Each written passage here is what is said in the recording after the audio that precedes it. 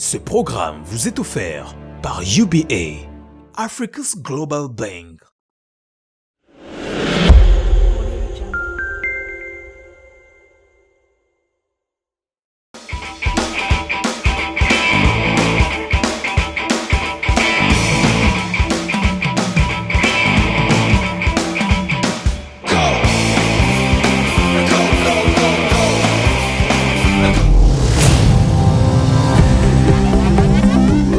Bonjour et bienvenue dans votre programme Young and Bold, jeune et audacieux.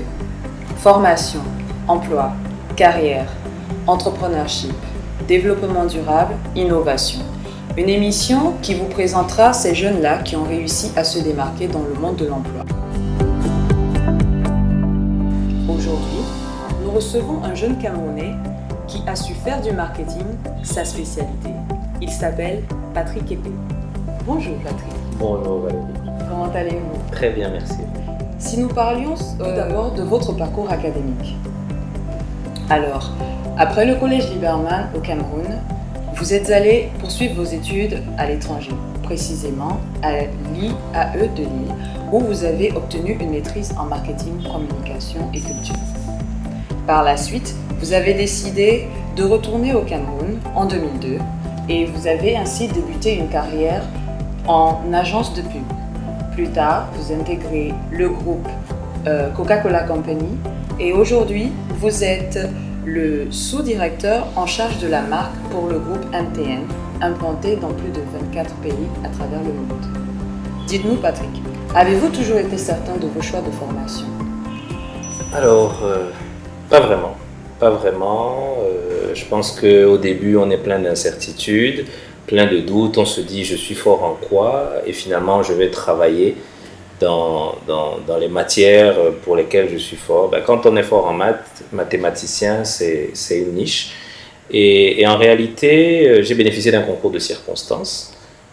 J'étais littéraire et j'ai une tante qui m'a donc inscrit en France dans une filière littéraire, option histoire de l'art. Histoire de l'art, je ne savais pas du tout ce que c'était. Mais une fois que j'y suis allé, donc j'ai découvert le monde de l'art et le monde des arts en réalité. Et donc j'ai élargi le champ de mes perspectives en matière de formation. Donc par la suite, j'ai eu la conviction que je voulais faire de la communication, mais pas forcément de la communication comme je voyais des gens être journalistes ou faire de la communication pour les Nations Unies. J'avais un oncle qui travaillait aux Nations Unies, donc qui m'a servi un peu d'inspiration au départ, mais je n'avais pas envie de faire ça. Et donc je me suis rendu compte progressivement qu'il y avait d'autres voies, notamment la publicité, etc. D'accord, donc c'est vraiment au fur et à mesure de votre parcours que vous avez décidé de vous retrouver, comme vous l'avez si bien précisé, dans le monde de la publicité et du marketing. Complètement, parce que j'ai des camarades qui ont fait les mêmes formations, pour certains qui sont conservateurs de musées aujourd'hui, donc qui sont restés dans le domaine purement artistique, et d'autres qui se sont retrouvés archéologues, ou moi dans la communication publicitaire et le marketing. Alors, Patrick, vous êtes également architecte de marque. Oui. Quelle a été votre motivation pour tous ces choix de carrière? Alors, une fois qu'on démarre dans la publicité, ce qui est marrant, c'est qu'on applique les mêmes techniques aux différents clients qu'on peut avoir, aux différentes marques auxquelles on est exposé. Et finalement, on peut très vite se retrouver à faire la même chose, servir le même plat pour régler toutes les problématiques. Et finalement, j'ai découvert la magie de la gestion de marque et donc les outils qui permettaient réellement de faire les choses différentes en fonction des marques. Comprendre les marques, comprendre les publics auxquels elles s'adressent et donc faire des choses géniales, uniques, comme on voit des marques comme Mercedes ou Nike en faire.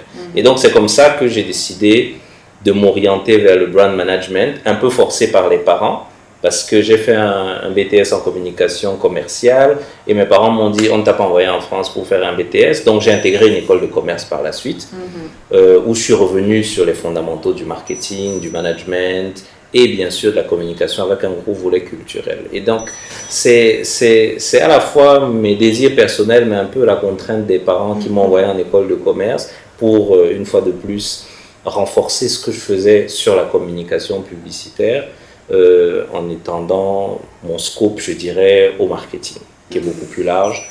Et après, j'ai choisi, à l'intérieur du marketing, de faire de la gestion de marque. Vous avez choisi de faire de la gestion de marque et dites-nous comment est-ce que vous avez fait pour en arriver là où vous êtes aujourd'hui? Alors, je pense que le tournant de ma carrière, ça a été mon expérience chez Coca-Cola. C'est une très très grosse école. Je dirais c'est une marque qui a aujourd'hui plus de 130 ans, ou en tout cas près de 140 ans. Et c'est 140 ans de eau, de bulles et d'une formule qu'on ne connaît pas. Donc c'est une magie qui s'est construite sur rien. C'est de l'eau sucrée à la fin de la journée. Et donc, en étant chez Coca, j'ai été exposé aux recettes qui font qu'une boisson qu'on pourrait dire banale soit aimée durablement et apporte durablement de l'argent à cette entreprise-là. C'est extraordinaire. Dites-moi, vous avez mentionné l'impact qu'avaient vos parents, la présence de votre oncle, votre tante. Plus jeune, est-ce que vous aviez un mentor, un exemple à suivre? Si oui, qui était-ce? Alors, un modèle très jeune, c'était le petit frère de ma mère qui travaille dans la communication, qui est un expert en communication et qui travaille pour les Nations Unies, donc communication très institutionnelle, qui a fait un peu de communication politique. J'aimais bien ce qu'il faisait, mais bon, je trouvais ça un peu... la communication politique, c'est un peu plan-plan. Ça m'intéressait pas plus que ça. Je trouvais ça sympa comme métier, mais bon, je trouvais que c'était pas très dynamique. Et donc, au départ, je me suis dit, ça m'a permis au moins d'aller vers la communication. À l'intérieur de la communication, ensuite, j'ai choisi ma voie. Dans ma carrière, plus tard, un mentor, oui, George Collins, qui m'a appris en fait à jouer avec ce que j'avais appris à l'école. Donc au départ, on pense que quand on fait du marketing stratégique, c'est quelque chose d'extrêmement noble et on mériterait presque de porter une blouse blanche pour faire le métier. Et il m'a montré qu'en fait, c'était beaucoup plus simple que ça. Moi, je voyais le marketing stratégique comme un jeu de stratégie, comme un jeu d'échecs. Et lui me l'a montré comme un jeu de cartes ou simplement comme le damier. Donc, de façon très intuitive, c'est quelqu'un qui m'a appris à regarder le marketing sur le marché plutôt que dans les livres. Alors, dites-nous, pendant votre parcours académique, professionnel, quels obstacles avez-vous rencontrés?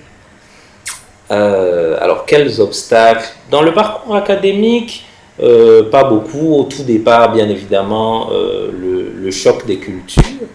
Je fais mes études dans le nord de la France où aujourd'hui il y a beaucoup de Noirs. À l'époque, il y en avait un peu moins.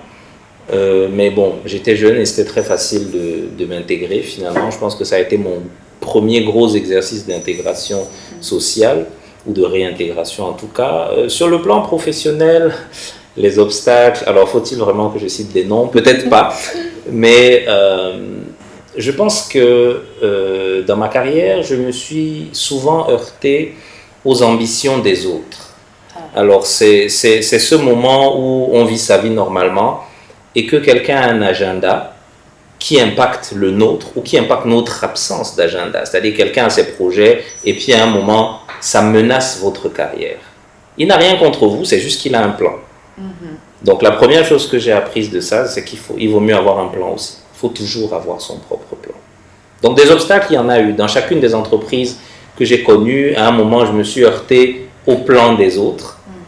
Et au début, j'ai été surpris. J'ai pu rebondir. Puis j'ai eu mon plan.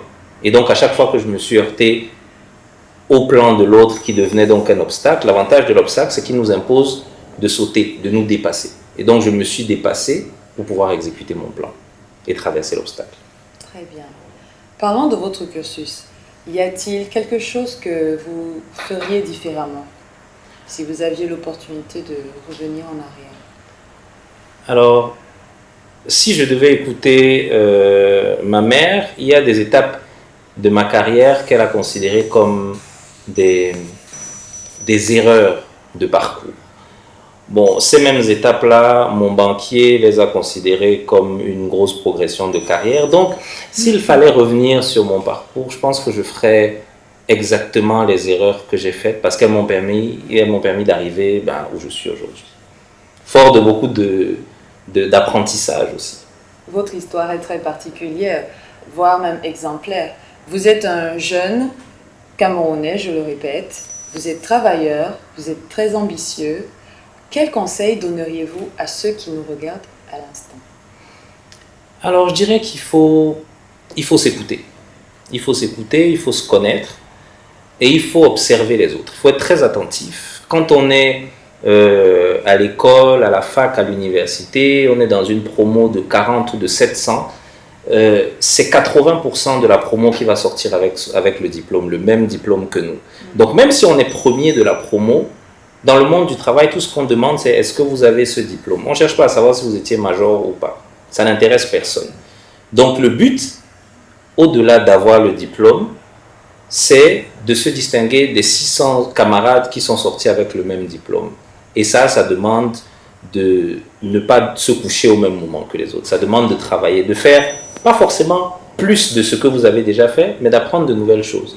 De manière à ce que, si vous êtes mathématicien, passionnez-vous d'architecture. De manière à ce que dans un entretien, vous puissiez parler d'autre chose que de maths, puisqu'on s'attend à ce que vous parliez de maths, et qu'il y a 14 personnes dans la salle d'attente qui viennent parler de mathématiques. Donc, vous parlez d'autre chose. Et je pense que c'est essentiel de réfléchir à son profil en se disant « Qu'est-ce que j'ai de plus que les autres? Qu'est-ce que je sais faire de plus que les autres ?» je suis passionné de musique, je fais un peu de guitare, mais en réalité, je suis un mauvais guitariste. Donc, le jour où je me retrouve en face d'un guitariste, comment, entre guitaristes, je vais réussir à me distinguer? Au moment où je vais sentir qui prend le pas, je vais lui dire, OK, fais la guitare, moi je me mets au piano. Pourquoi? Parce que je sais faire un peu de piano. Et donc, je vais déplacer le débat. On ne pourra plus nous comparer, je serai mieux que lui parce que désormais, je parlerai de guitare et de piano. Et lui ne pourra parler que de guitare. Excellent. Merci pour vos conseils. Nous allons marquer une petite pause pour la rubrique suivante, le point de vue de l'expert. Un expert des ressources humaines répondra à la question « Comment réussir son intégration lors d'un changement en entreprise ?» Nous suivons.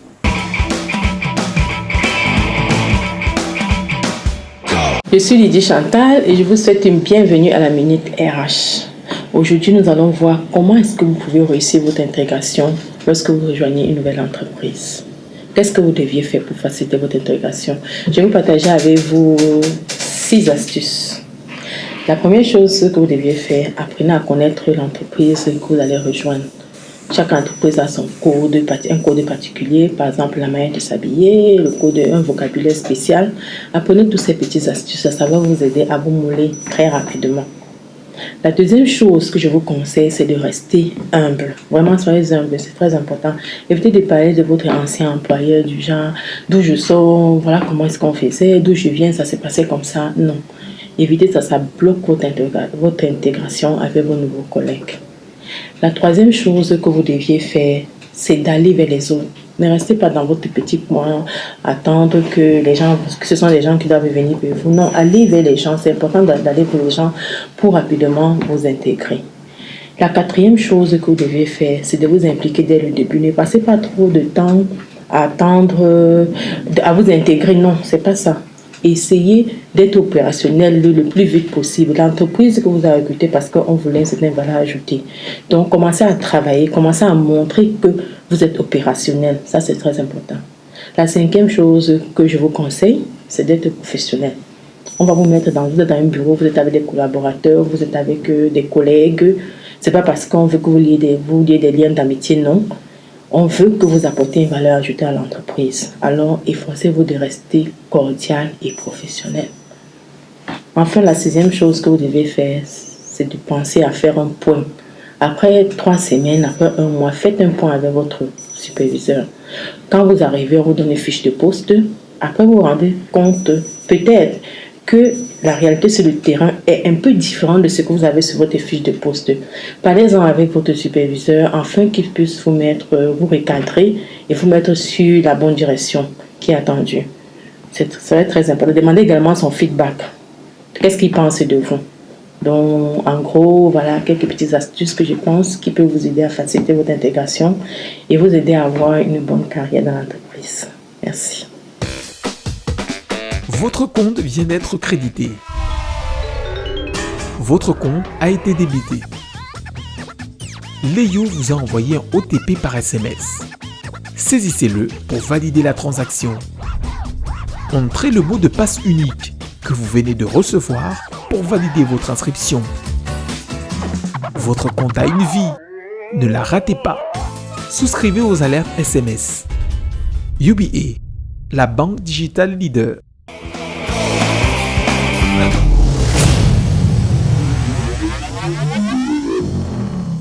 Nous sommes de retour sur le plateau. Nous espérons que vous avez bien écouté les réponses de l'expert.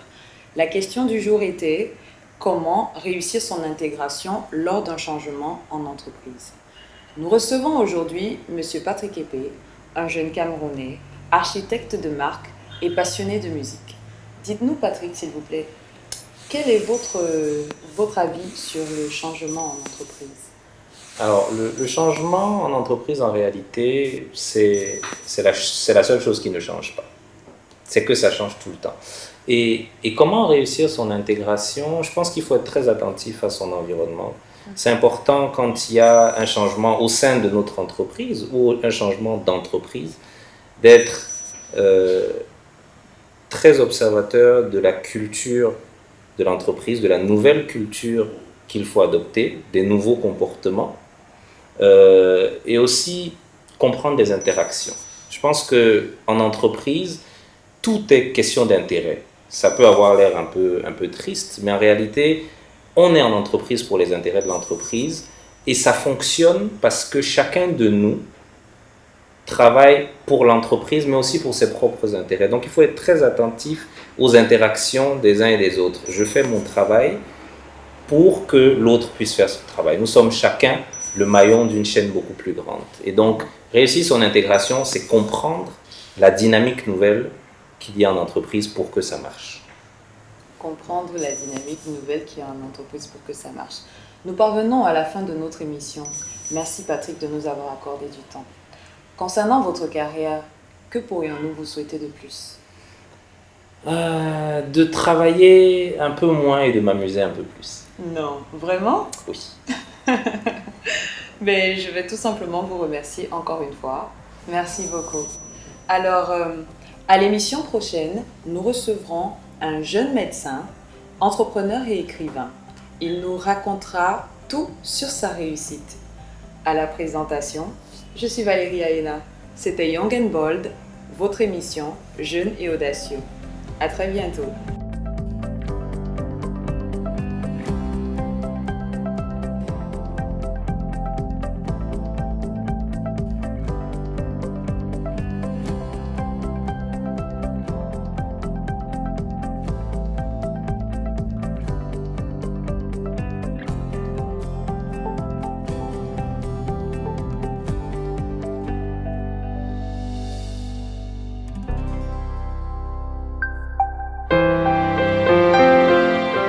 Ce programme vous était offert par UBA, Africa's Global Bank.